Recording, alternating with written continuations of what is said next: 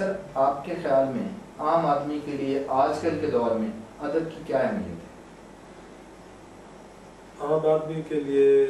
تو شاید ادب کی کوئی اہمیت نہ ہو، لیکن یہ ہے کہ کسی دور میں بھی یہ ضروری نہیں کہ ادب سب لوگوں کا مسئلہ ہو۔ کسی بھی قوم میں، کسی بھی قبیلے میں، کسی بھی خاندان میں خواب دیکھنے والے اور خوابوں کی تعبیر تلاش کرنے والے چند لوگ ہوتے ہیں۔ اس طرح حالی نے کہا نا، کیسا پھرنا ہوا کوئی بنی عامر میں، فخر ہوتا ہے کہانے کا صدائے کی شخص۔ تو یہ جو تخلیق کار ہوتے ہیں یہ عام نہیں ہوتے، یہ نایاب ہوتے ہیں۔ اور جس طرح بیر نے کہا نا کہ پھرتا ہے فلک برسوں تب خاک پہ پردے سے انسان نکلتے ہیں، اس طرح اس کا شعر ہے۔ تو میرے خیال میں سے جانو ہاں کہتا ہے فلک برسوں تب خاک کے پردے سے انسان نکلتے ہیں۔ تو ادب تو خواص کا مسئلہ ہے۔ رائٹ سر، آج کل کے دور میں بے شمار کتابیں شائع ہو رہی ہیں اور آپ کا بھی ایک ادارہ ہے پبلشنگ کا اور پرنٹنگ وغیرہ کا، تو یہ بتائیے کہ نوجوان شعراء کا کلام دھڑا دھڑ سامنے آ رہا ہے، تو جو انہوں نے معیار اپنایا ہوا ہے کیا آپ اس معیار سے مطمئن ہیں کہ یہ یہی سلسلہ آگے چلتا رہے، یا آپ کہتے ہیں کہ ان کو مزید بہتری کی طرف جانا چاہیے؟ میرے خیال میں جو بھی نوجوان شاعر ہیں پہلے شعری مجموعے کی حد تک تو میں انہیں رعایت دینے کا قائل ہوں، کیونکہ جب آپ شاعری شروع کرتے ہیں تو اس وقت آپ کو اپنی شاعری دنیا کی سب سے اچھی شاعری لگتی ہے۔ اس کے بعد جب کچھ کلام آپ لکھ لیتے ہیں تو آپ کی زندگی کا سب سے بڑا خواب اور مقصد یہ ہوتا ہے کہ آپ کی کتاب ٹھیک ہے۔ تو یہ اس کو میں بہت مثبت اور پازیٹیو لیتا ہوں کہ اس کو پہلا مجموعہ اگر جلد آ جائے تو اس کو رعایت دی جا سکتی ہے، کیونکہ اس سے اس کی بنیاد آگے جو ہے نا اس نے فیصلہ کرنا ہے کہ اس نے ادب میں رہنا ہے یا نہیں رہنا۔ تو اس میں یہ ہوتا ہے کہ اگر آپ جتنا جلدی کرتے ہیں اتنے ہی زیادہ مجموعہ آنے کے بعد آپ کی مخالفت بھی ہوتی ہے، آپ کی تنقید بھی ہوتی ہے، اور ہر وہ شاعر جو اس تنقید کو مثبت انداز میں لیتا ہے اور اپنی اصلاح کرتا ہے تو اس کا دوسرا مجموعہ دیر سے آئے، اور جب دوسرا مجموعہ دیر سے آئے گا تو اسے بہت کچھ سیکھنے کا، پرکھنے کا اور اپنی شاعری کو سمجھنے کا اور باقی سینئر لوگوں کو پڑھنے کا موقع ملے گا، ٹھیک ہے۔ تو دوسرا شعری مجموعہ جب آ جائے گا تو اس وقت فیصلہ ہو جائے گا کہ یہ شاعر آگے جائے گا یا نہیں، کیونکہ پہلا شعری مجموعہ آنے کے بعد تو ہزاروں لاکھوں شاعر آئے جو مجموعے کے ساتھ ہی غائب ہو جاتے ہیں، چھپ جاتے ہیں، اس کے بارے میں کوئی ڈیسیژن نہیں لیا جا سکتا کہ ان کا کوئی مقام ہے یا پہچان ہے۔ میرے خیال سے یہ فرمائیے گا کہ آج کے دور میں جو سینئر شعراء کرام ہیں ان کے اندر کچھ ایسی چیزیں ہیں جیسے سادہ کاغذ پہ اصلاح کر دی، جس طرح فلیپ کو بیچ دیا، جس طرح پیسے لے کے پورے کا پورا کلام لکھ دیا، اور اس طرح بغیر کتابوں کو پڑھے اس پہ تبصرہ کر دیا، اور کئی گھنٹوں کا جو ہے نا وہ تقریب پذیرائی میں لیکچر دے دیا، یہ رویہ آپ اس کو کیا سمجھتے ہیں؟ جائز سمجھتے ہیں یا وقت کی قلت کے باعث یہ کیا سمجھتے ہیں؟ میرے خیال میں ادب کو علاوہ باقی بھی زندگی کے جتنے بھی شعبے ہیں، انسان خوبیوں اور خامیوں سمیت ہر جگہ موجود ہے۔ اسی طرح ہمارے جتنے سینئرز ہیں ان میں بھی بہت سی خوبیاں ہیں، بہت اچھے ہیں، جس طرح جونیئرز بہت اچھے ہیں، لیکن سینئرز جونیئرز ادب میں بھی خوبی اور خامیوں سمیت موجود ہے۔ اس بات کو ہمیں کسی وقت نظر انداز نہیں کرنا چاہیے، ورنہ ہمارے لیے بہت مسائل پیدا ہو جائے گے۔ تو جو سوال آپ نے کیا اسی کے اندر آپ کا جواب موجود ہے ایسا، میں یہ نہیں کہتا ایسا نہیں ہے، لیکن میں نے جہاں تک صوفیہ کے کلام سے جو کچھ اخذ کیا ہے تو میں اس نتیجے میں پہنچا ہوں کہ ہمیں اپنی سوچ کو مثبت رکھنا چاہیے ہر حال میں، تب ہی ہم کو یہ کائنات ہے نا، اس میں آپ کو ہر عمل کا رد عمل ملے گا، جیسا آپ سوچ رہے ہیں آپ کو اس کا ریئیکشن ویسا ہی ملے گا۔ اگر آپ مثبت سوچ رکھتے ہیں تو آپ کی طرف مثبت انتہا جائیں گے۔ تو وہ انسان ہے اور خوبی اور خامی سمیت ہے، تو میں اسی طرح انہیں ایکسیپٹ کرتا ہوں، میرے دل میں اپنے سینئرز کی بہت رسپیکٹ ہے، اور میں سمجھتا ہوں کہ اگر آج 2-4 لوگ مجھ سے محبت کرتے ہیں تو اس میں اس ادب کا بڑا مندہ ہے۔ سر یہ بتائیے گا کہ اس وقت اردو ادب میں جو تنقید ہو رہی ہے اس بارے میں آپ کیا کہیں گے کہ یہ تنقید معیار کے مطابق ہے یا فنی پہلوؤں سے اپنے معیار کو پورا نہیں کرتی؟ تنقید کا جہاں تک معاملہ ہے، میں یہی کہوں گا کہ آج کا جو شاعر ہے یا آج کا جو تخلیق کار ہے وہ اپنے نکات کو تلاش کر رہا ہے، لیکن یہ ہے کہ اس کو نکات کہیں نہیں ملتا، کیونکہ نکات تو پیچھے کہیں رہ گیا ہے، روایت سے آگے وہ جدت کی طرف آیا نہیں، اور اگر آیا ہے تو اس نے سرکاری اداروں کے کہنے پہ کچھ کام کیا ہے، اندر کی آواز پہ کوئی کام نہیں کیا۔ سر آپ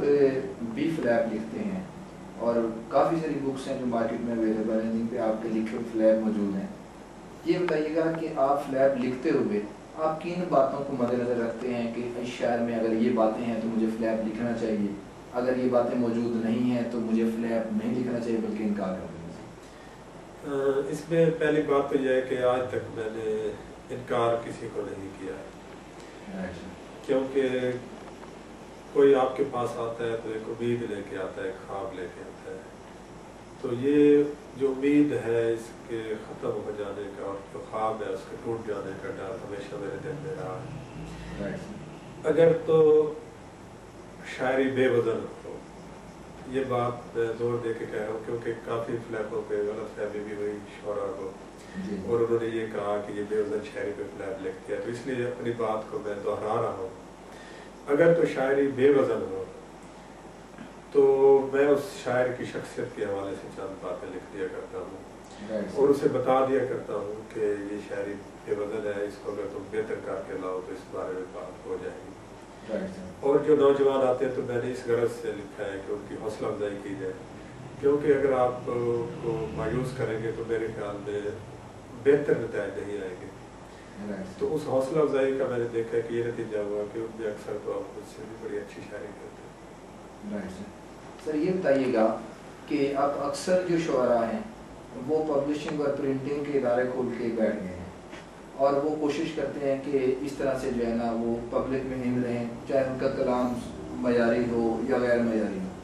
تو آپ کیا سمجھتے ہیں کہ شاعروں کو یہ شعبہ اختیار کرنا چاہیے اور پھر اسی میں آگے چلنا چاہیے، یا یہ شعبہ پروفیشنل پہ چھوڑ دیا جائے اور شاعر صرف شاعری کرے؟ یہ ایک فطری خواہش ہے۔ Right sir. آپ شاعری کرتے ہیں، میں کرتا ہوں، کوئی اور کرتا ہے، تو یہ اس کی فطری خواہش ہے کہ وہ چاہتا ہے کہ ایک مجھے شہرت بھی ملے، عزت بھی ملے، میرے شعر بھی دوسرے لوگوں تک پہنچے، میری کتابیں بھی مارکیٹ میں آنی چاہیے۔ لہٰذا میں نے یہ دیکھا کہ جتنے بھی شاعر گزرے ہیں انہوں نے اگر وہ پبلشنگ نہیں کر سکے تو انہوں نے ادبی رسالہ نکالا، اور اگر ادبی رسالہ نہیں نکالا تو کچھ نہ کچھ اس حوالے سے اپنی تگ و دو ضرور کی ہے۔ منیر نیازی ہیں، اشفاق احمد ہیں، وہ بہت سارے شاعر ہیں جنہوں نے پبلشنگ سے ضرور وابستہ رہے ہیں، لیکن یہ ہے کہ یہ کار سہل نہیں۔ یہاں بڑا مشکل اس لیے ہے کہ کتاب چھاپنا، پھر اس کو مارکیٹ تک پہنچانا، اس کا جو مزاج ہے بزنس کا باقی جو ہمارے بزنس ہے اس سے ذرا ہٹ کے ہے، تو اس میں تو وہی شاعر پبلشر بن کے رہتا ہے جیسے جس دیے میں جان ہوگی وہ دیا رہ جائے گا، جس کے اندر جان ہوگی وہی سروائیو کرے۔ ٹھیک سر، آپ کا شمار جو ہے وہ ہمارے ملک کے سینئر اور اساتذہ شعراء میں ہوتا ہے، تو یہ بتائیے گا کہ آپ کے باقاعدہ شاگرد کتنے ہیں اور بے قاعدہ کتنے ہیں؟ کبھی گنتی تو نہیں کی، لیکن میرے خیال میں 25 کے قریب ہو گئے، 20 سے 25 کے جو باقاعدہ ہیں سارے ہی باقاعدہ ہے، جو ایک بار بھی ملا اور اس نے کچھ سیکھا تو حضرت علی کے بطور وہ شاگردی ہوا اور باقاعدہ ہی ہوا۔ سر آپ کے خیال میں کیا استادی شاگردی اب بھی زندہ ہے یا ختم ہو گئی؟ بہت سے جہان ہیں شاعری کے، بہت سی دنیایں ہیں، اور لاہور ہے نا، یہاں 100 سے زیادہ ادبی تنظیمیں ہیں، 4-5 ادبی تنظیموں کے مشاعروں میں جاتا ہوں. ہو سکتا ہے باقی وہ مجھے نہ جانتے ہوں اور میں ان کو نہ جانتا ہوں. تو میرے خیال میں بھائی استاد کا سلسلہ اب لائٹ آ گئی ہے، انرجی سیور آ گئے، فانوس لگ گیا ہے، لیکن میں اب بھی جب جاتا ہوں خودروگار کی دکان پہ تو ہزاروں کی تعداد میں مجھے دیے ملتے ہیں جو وہاں موجود ہوتے ہیں. کوئی بھی چیز ختم نہیں ہو جاتی، وہ کسی اور روپ میں کسی اور ڈھنگ میں موجود رہتی ہے. لاہور کا سب سے جو پوش ایریا ہے وہاں پہ اگر استادی شاگردی کا سلسلہ ہے میرے خیال میں باقی جگہوں پر نہیں ہوگا. سر یہ بتائیے گا کہ آپ کس ادبی تنظیم سے وابستہ ہیں؟ میرے خیال میں اردو میں جتنی ادبی تنظیمیں ہیں میں سب سے وابستہ ہوں. سر اس وقت شعراء میں کافی لابی جو ہے نا ازم چل رہا ہے، اس میں یہ ہے کہ مختلف شعراء نے اپنے مختلف دڑے بنائے ہوئے ہیں اور اپنے دڑے میں مخصوص وہ لوگ شرکت کر کے اپنے مخصوص شاعروں کو داد سے نوازتے ہیں. تو کیا آپ لابیزم پہ بلیو کرتے ہیں؟ میرے خیال میں لابیزم تو اب بہت کم ہو گیا، نہیں رہا، اور یہ دھڑے اور گروہ جب ختم ہو گئے تو اب احساس ہوا ہے کہ یہ تو بڑے اچھی چیز تھی. اس میں ایک مقابلے کی فضا تھی اور جتنے ہمارے جینرل اور بڑے تخلیق کار ہیں اس مقابلے کی فضا کی پیداوار ہے. جب فنون اور اوراق چھپا کرتے تھے اور دو بڑے گروہ تھے تو اس میں ہی سب بڑے شاعر جتنے بھی ہم بھر کر سامنے آئے. میرے خیال میں اب تو صرف اپنی ذات کی لابی ہے اور اپنی ذات کو پروموٹ کرنے کا جو ہے سلسلہ جاری ہے، اور ہر شخص اپنے طور پہ اپنے آپ کو پروموٹ کرنے میں لگا ہوا ہے. کوئی باقاعدہ دھڑا یا